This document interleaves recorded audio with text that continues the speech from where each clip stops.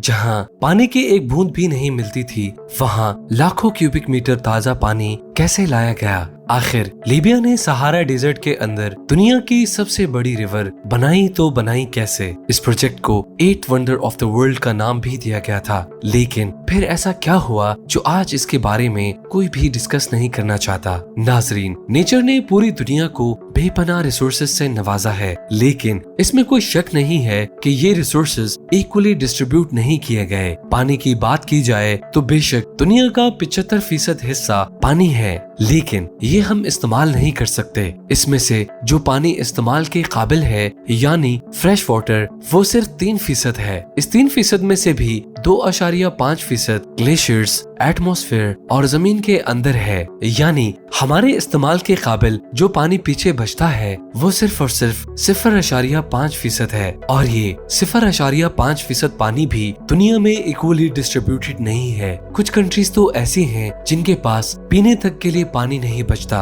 अब इस मामले के बहुत सारे सोल्यूशंस हैं। कहीं पर समंदर के पानी में सॉल्ट्स निकालकर उसको पानी के काबिल बनाया जाता है, कहीं क्लाउड सीडिंग यानी आर्टिफिशियल बारिश करके पानी जमा किया जाता है। और साउथ अफ्रीका के हालात तो इतने खराब हो गए थे कि उन्होंने ऑल द वे एंटार्क्टिका से आइसबर्ग टो करके केप टाउन तक लाने का प्लान भी बना लिया था। आज हम एक ऐसे सोल्यूशन के बारे में बात करेंगे जिस पर यकीन करना बहुत ही ज्यादा मुश्किल है। करीब 50 साल पहले मुअम्मर गद्दाफी ने लीबिया जैसी खुश कंट्री में दुनिया की सबसे बड़ी मेन मेड रिवर बनाने का न सिर्फ ऐलान किया बल्कि ये हकीकत में पूरा करके भी दिखाया। लीबिया, जिसको सैटेलाइट मैप में देखा जाए तो कहीं हरियाली का एक डॉट भी नजर नहीं आता, जहां बारिश इतनी नायाब है कि लोग कई कई सालों तक बारिश नहीं देख पाते। इस सिचुएशन में लीबिया ने आखिर ये सब कैसे मुमकिन कर दिखाया? क्योंकि लीबिया का 99% एरिया रेगिस्तान से भरा हुआ है। यहाँ पड़ने वाली गर्मी का अंदाजा तो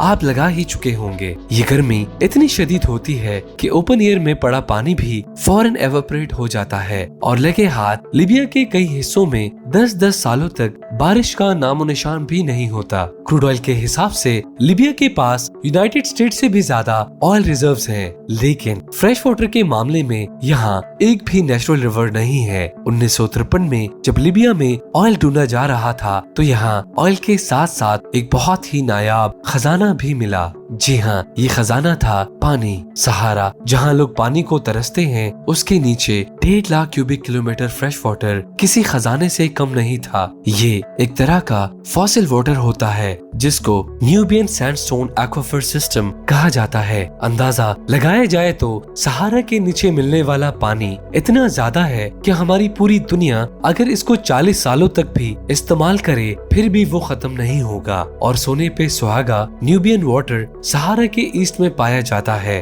खास तौर पर आज जहां लीबिया मौजूद है। उस वक्त के लीबियन डिक्टेटर मुअम्मर गद्दाफी ये अपॉर्चुनिटी किसी भी सूरत मिस नहीं करना चाहते थे। उनका आइडिया था कि किसी भी तरह से ये पानी निकालकर इसको लीबिया की तमाम सिटीज तक पहुंचाया जाए तो ये लीबिया और सहारा की हिस्ट्री में एक बहुत बड़ा कारनामा होगा। ये प्लान बनाना जितना आसान था उतना ही कॉम्प्लिकेटेड इसको अंजाम तक पहुंचाना था, क्योंकि इनिशियल रिसर्च से मालूम पड़ा कि न्यूबियन वाटर लीबिया के साउथ में पाया जाता है और यहाँ की मेजर सिटीज लीबिया के नॉर्थ यानी मेडिटेरेनियन कोस्ट पे पाई जाती है। ये फासला हरगिज कम नहीं था, खास तौर पर एक आर्टिफिशियल रिवर बनाने के लिए। एस्टिमेट लगवाया गया तो मालूम पड़ा कि हर सिटी पानी पहुंचाने के लिए इनको 2820 किलोमीटर रिवर खोदनी पड़ेगी। ये फासला इतना ही है जितना दिल्ली से मुंबई या फिर इस्लामाबाद से कराची तक के 2 चक्कर लगाए जाएं। मुअम्मर गद्दाफी को जब ये एस्टिमेट्स बताए गए तो उन्होंने हिम्मत नहीं हारी,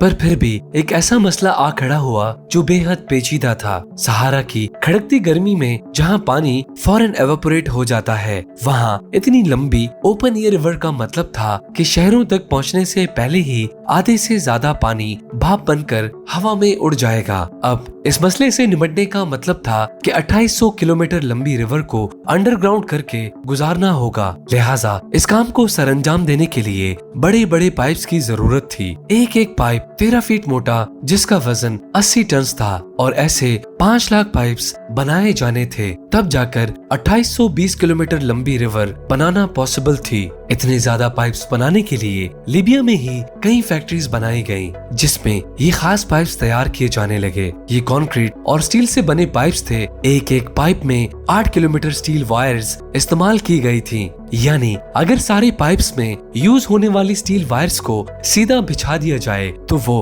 अर्थ के गिर्द 100 मरतबा चक्कर लगा सकती हैं। हम बात कर रहे हैं 1980s की, जब मास लेवल पर पाइप्स बनने का काम स्टार्ट हो चुका था। ये पाइप्स कंस्ट्रक्शन साइट पर बार बार ट्रक्स में लोड करके पहुंचाए जाने थे, लेकिन मसला ये था कि उस वक्त लीबिया में कोई रोड नेटवर्क भी नहीं था। लिहाजा इसके लिए अलग से एक साउथ कोरियन कंपनी को बुलाया गया और फेज 1 में 3200 किलोमीटर लंबी रोड बनवाई गई। उसके बाद खुदाई का काम स्टार्ट किया गया क्योंकि इन पाइप्स को जमीन के 20 फीट अंदर तक जाना था। इस पूरे प्रोजेक्ट में करीब 3 अरब क्यूबिक फीट रेत और पत्थर खोदे गए थे। यहाँ तक जितना भी काम हुआ था वो इस मेगा प्रोजेक्ट का फेज 1 था, जिसमें 5 अरब डॉलर्स खर्च किए गए। उसके बाद 1989 में फेज 2 पे काम शुरू किया गया। इस फेज में सबसे पहले पानी के पाइप्स को ट्रिपोली तक बिछाना था, जो कि लीबिया का कैपिटल और यहाँ का सबसे बड़ा शहर है। इस काम के लिए जबल हसूना में 2 जगहों पर वेल्स खोदी गयी और करीब 200 मीटर की गहराई से पानी को पंप किया गया। यहाँ से पाइप्स को ऑल द वे ट्रिपोली तक बिछाया गया, जो कि 700 किलोमीटर लंबी लाइन थी। स्टेज 3 में कुफरा के मुकाम पर भी वेल्स खोदी गयी और वहाँ से पाइप्स बिछाकर बेनगाजी तक लाए गए, जो लीबिया के दूसरे नंबर पर बड़ा शहर है और ये फासला 1000 किलोमीटर लंबा था। उसके बाद अगली स्टेज में इन दोनों नेटवर्क्स को आपस में जोड़ा जाना था। लीबिया के ग्रेट मेनमेड प्रोजेक्ट में 5 बड़े बड़े रिजर्वॉयर्स भी बनाए गए। ये रिजर्वॉयर्स एक्सेस पानी को स्टोर करने का काम करते थे। इन रिजर्वॉयर्स का डायमीटर 1 किलोमीटर लंबा रखा गया है, जो आज भी कायम दायम है। Guinness book of world records के मुताबिक लीबिया का ये प्रोजेक्ट दुनिया की सबसे बड़ी मेन मेड रिवर के साथ साथ दुनिया का सबसे बड़ा इरिगेशन सिस्टम भी है। इस प्रोजेक्ट के जरिए जमीन से निकलने वाला पानी न सिर्फ लीबिया के 6.7 मिलियन लोगों के पीने में इस्तेमाल होता है, बल्कि इसका 70% हिस्सा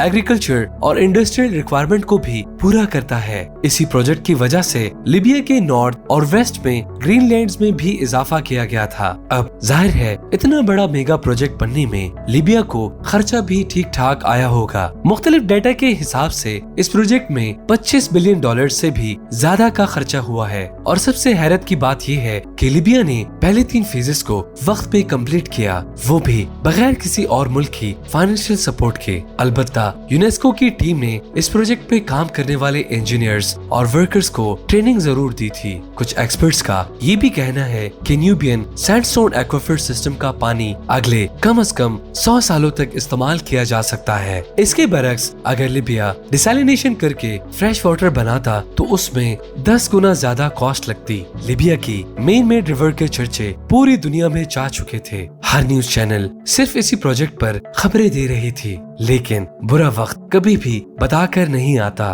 22 जुलाई 2011 को लीबिया में सिविल वॉर स्टार्ट हो गई। मुअम्मर गद्दाफी को मार दिया गया और नेटो की एक एयर स्ट्राइक से फेज 4 और फेज 5 के लिए बनाए जाने वाले पाइप्स की फैक्ट्री को तबाह कर दिया गया और इस पॉइंट पर प्रोजेक्ट की कंस्ट्रक्शन का काम रोक दिया गया था। 2014 से 2020 तक लीबिया में होने वाली दूसरी सिविल वॉर के दौरान पूरे इंफ्रास्ट्रक्चर को नजरअंदाज कर दिया गया था। पाइप्स की मेंटेनेंस और रिपेयर पे बिल्कुल भी ध्यान नहीं दिया जाता था, जिसकी वजह से कई बार पानी की सप्लाई डिस्टर्ब रही। 10 अप्रैल 2020 को लीबियन कैपिटल ट्रिपोली तक पानी पहुंचाने वाले स्टेशन पर चंद मिलिटेंट्स ने कब्जा करके उसको भी बंद कर दिया और आज लीबिया में कंडीशन ये है कि ऑलरेडी जो फेजेस कंप्लीटेड हैं उनको भी सही से मेंटेन नहीं किया जा रहा। न ही ट्रिपोली में पानी बचा है और न ही बेनगाजी में। और अगर हम बात करें रिजर्वॉयर्स की तो वो अब काफी हद तक खाली हो चुके हैं। जो लिबिया एक दौर में पानी की खुशहाली लेकर आया था, वही लिबिया आज एक बार फिर से बदतरीन वाटर शॉर्टेज का सामना करने पर मजबूर है। उम्मीद है इंफोटेनमेंट की ये वीडियो भी आप लोग भरपूर लाइक और शेयर करेंगे। आप लोगों के प्यार भरे कमेंट्स का बेहद शुक्रिया। मिलते हैं अपनी दूसरी शानदार वीडियो में।